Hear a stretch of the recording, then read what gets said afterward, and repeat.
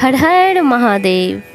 Hindi calendar में प्रत्येक माह की त्रयोदशी तिथि के दिन प्रदोष व्रत रखा जाता है। चैत्र माह की त्रयोदशी तिथि 6 अप्रैल 2024 दिन शनिवार को है। यह व्रत शनिवार के दिन पड़ रहा है, इसलिए इसे शनि प्रदोष व्रत कहा गया है।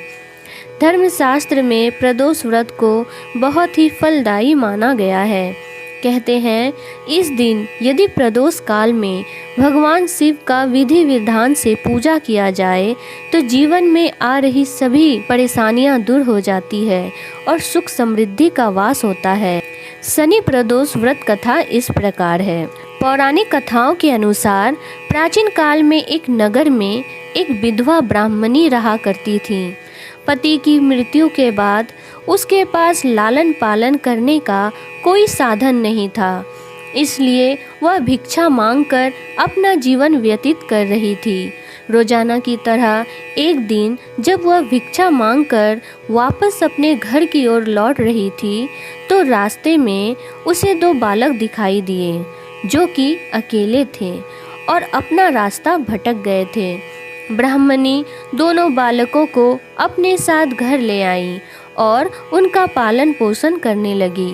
जब वे दोनों बालक बड़े हो गए तो ब्राह्मणी उन्हें लेकर ऋषि सांडिल्य के आश्रम गई। वहां जाकर ब्राह्मणी ने ऋषि सांडिल्य से अनुरोध किया कि वह अपने तपोबल से बालकों के बारे में पता लगाए और ऋषि ने ब्राह्मणी का स्वच्छ मन देखकर उसकी बात मान ली। ऋषि ने अपने तपोबल से पता लगाया और बताया कि यह कोई साधारण बालक नहीं है, बल्कि ये दोनों बालक विदर्भ राजा के राजकुमार हैं। गंधर्व नरेश के आक्रमण से इनके पिता का राजपाट छिन गया है। यह सुनकर ब्राह्मणी ने ऋषि से कहा कि कोई ऐसा उपाय बताइए जिससे बालकों को अपना राजपाट व घर परिवार वापस मिल जाए।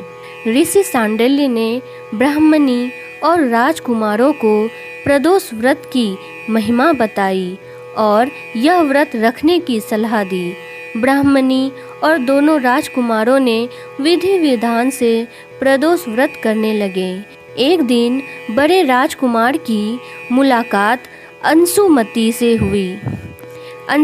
से हुई और दोनों एक दूसरे से प्रेम करने लगे। इसके बाद ब्राह्मणी ने अंशुमति के पिता से विवाह की बात की तो वह मान गए और दोनों का विवाह हो गया।